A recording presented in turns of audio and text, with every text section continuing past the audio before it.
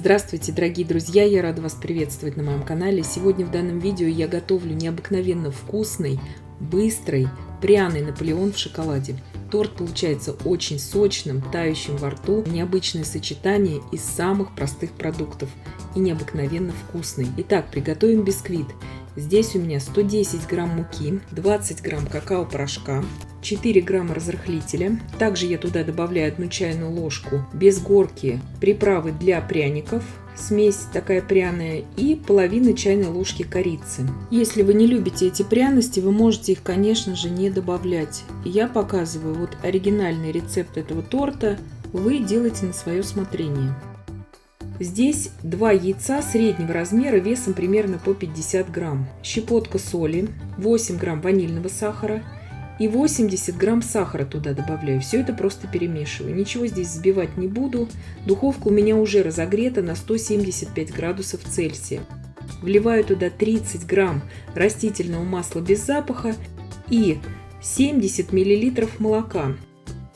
Комнатной температуры обязательно все это перемешиваю. На данном этапе сейчас растворится весь сахар. Обязательно духовку уже держите разогретой, потому что тесто готовится буквально за несколько минут. Просеиваю сейчас туда всю сухую смесь. Сразу хочу сказать, если вы не хотите все эти специи в бисквите, вы можете их не добавлять. Просто какао добавляйте, разрыхлителя 4 грамма, и все у вас получится, и будет прекраснейший шоколадный корж, очень влажный, который даже не требует пропитки. Возьмите себе его на заметку, он получается всегда. И вот для таких быстрых домашних тортиков просто незаменимый вариант. Здесь у меня форма 28 на 18 сантиметров. Прямоугольный, вы можете брать также круглую форму 26 сантиметров в диаметре. То есть это все на ваше усмотрение, все, что у вас есть под рукой. На температуре 175 градусов Цельсия, режим вверх-вниз без конвекции, мы будем выпекать 20 минут этот коржик. Он печется очень быстро до сухой палочки, чтобы она у вас выходила сухая и чистая из коржа. Духовку во время выпекания не открываем. Здесь у меня 375 грамм слоеного теста. Тесто у меня покупное. Можно здесь смело брать 400 грамм теста, это не будет лишним в данном тортике.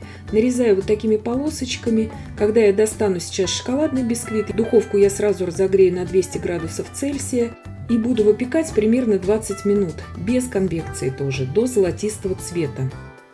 Шоколадный корж у меня испекся, и также у меня испеклись уже полосочки слоеного теста. Остывают они мгновенно. Шоколадный корж тоже остыл очень быстро. Я его достаю из формы и сразу же срежу с него шапочку. То есть корж очень неприхотливый, очень удобный в работе. Всем советую его использовать. Еще раз повторяю, что специи здесь можете вообще никакие не использовать. Просто делать шоколадный бисквит. Если вас смущают специи, можете добавить их в 4 раза меньше или в 2 раза меньше. Это все на ваше усмотрение. Но здесь они просто придают очень нежную пряную нотку в этом торте.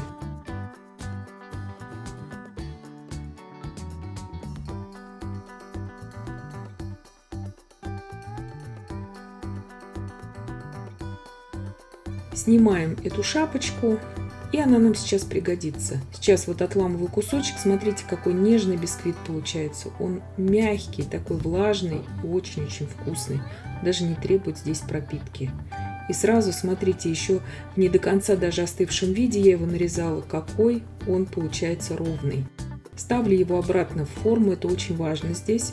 Сразу же поставить форму, потому что мы сейчас будем сразу заливать горячим кремом.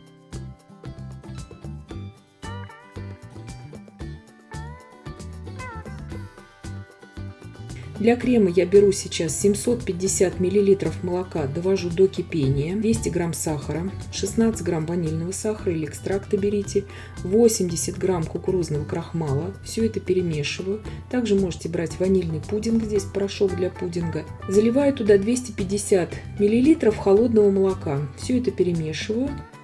Вот в той последовательности, в которой я показываю, очень удобно все эти ингредиенты перемешивать, именно чтобы не было комочков. 4 яйца среднего размера также размешала. Также можете здесь брать вместо 4 яиц 12 желтков, если они у вас имеются и остаются от меренги, допустим, от зефира. Очень удобно тоже использовать.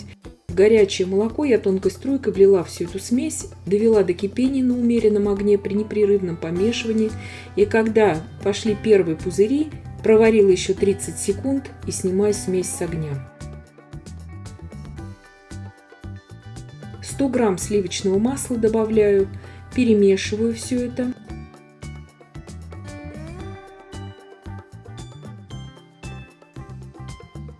Здесь я добавляю 1 чайную ложку корицы. Я здесь намеренно добавляю корицу в самом конце процесса, чтобы кому это не хочется делать, могли ее вообще не добавлять. Я добавляю, потому что я все люблю с корицей, и вам советую попробовать, кто любит вот именно пряные такие десерты. Здесь именно горячую пудинговую смесь я распределяю по коржу. Бояться этого не нужно, она сейчас вся застынет. Торт будем готовить без желатина. Это очень удобно тоже и очень быстро все получается. Здесь полосочки из слоеного теста выкладываю вот такими слоями. Вы также можете и в круглой форме их также выкладывать. Их нужно будет просто обрезать вот именно по диаметру круглой формы. Выкладываю еще слой горячего крема. Покрываю еще слоем полосочек из слоеного теста.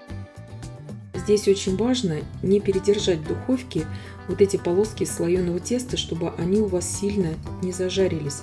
Потому что вот именно в такой нарезке слоеное тесто очень быстро подгорает. Обратите на это внимание. То есть 20 минут и сразу нужно вынимать их из духовки при 200 градусах Цельсия.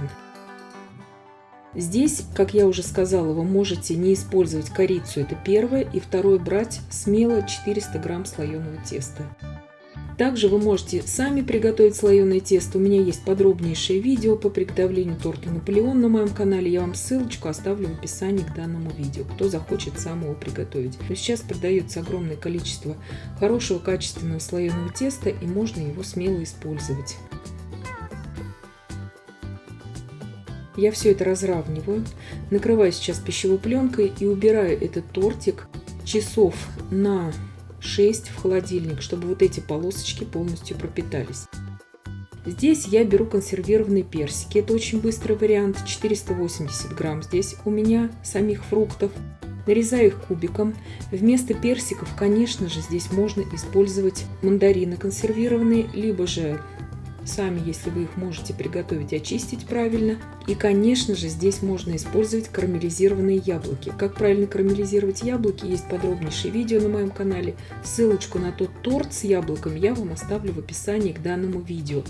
И яблоки есть всегда у всех в наличии, можете их очень быстро приготовить. Буквально полчаса, не больше это займет. Здесь 400 мл очень холодных сливок для взбивания. Я беру жирностью не менее чем 30% жирности. Добавляю туда 16 грамм загустителя для сливок, 50 грамм сахарной пудры и 16 грамм ванильного сахара. Взбила до устойчивых пиков. Здесь измельчаю остаточки от бисквита. Можно это в измельчителе делать, можно вот так вот руками сделать, можно в пакете. Разделяю бисквитную крошку, все количество, на 2 равные части. Половину крема сливочного я также разделила на 2 части, и половину этого крема я добавляю к крошке, к бисквитной. И сейчас все это перемешиваю. Вы можете вместо сливок здесь брать также отвешенную сметану, ее взбить. То есть все на ваше усмотрение, если вам не нравится вот вариант со сливками. Здесь получается у нас очень необычный слой, именно перемешанный с крошкой. Заиграет по-другому совершенно во вкусе вот эта крошка. Вроде что уж там, самая примитивная, так сказать, крошка, да? Но этот слой очень красиво смотрится в разрезе. И крошка, когда она с кремом перемешана, она совершенно по-другому ощущается на вкус. И я считаю, что не нужно ее сбрасывать со счетов. Эту крошку вроде как уж проще некуда. Выкладываю слой персиков и вторую половину крема. Убирала в холодильник на час, и после этого посыпаю сейчас просто крошкой. Крошка вот эта, она тоже пряная, она тоже придает вот эту пряную нотку. Еще раз повторяю, что если вы не хотите этой пряной нотки, вы можете ее вообще не добавлять туда, эту пряность.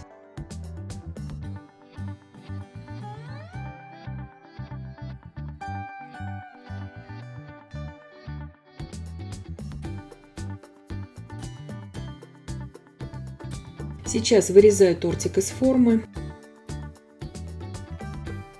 торт очень хорошо держит форму. Здесь адекватное количество мы крахмала использовали, он не чувствуется во вкусе, но в то же время он очень хорошо держит форму и при комнатной температуре. Сейчас посыпаю просто кокосовой стружкой боковину торта и слегка вверх, чтобы придать такую зимнюю нотку этому торту. Кокос, кстати, очень хорошо сочетается здесь во вкусе со всеми этими ингредиентами, которые мы использовали. Нарезаю горячим ножом, очень удобно нарезать. Торт получается очень мягкий, буквально тающий во рту. Главное дать хорошо пропитаться вот этим палочкам из слоеного теста. Персик здесь очень освежает. Также, я уже сказала, можете яблоки карамелизировать и использовать их здесь. Очень красивый разрез получается. Этот торт порадует именно тех, кто любит пряные десерты, кто любит влажный торт Наполеон, такой не хрустящий. И очень вкусный он получается. И я надеюсь, что видео было полезным и познавательным. Подписывайтесь на мой канал, ставьте лайки, пишите комментарии. Я всем желаю больших успехов и до встречи в новых видео.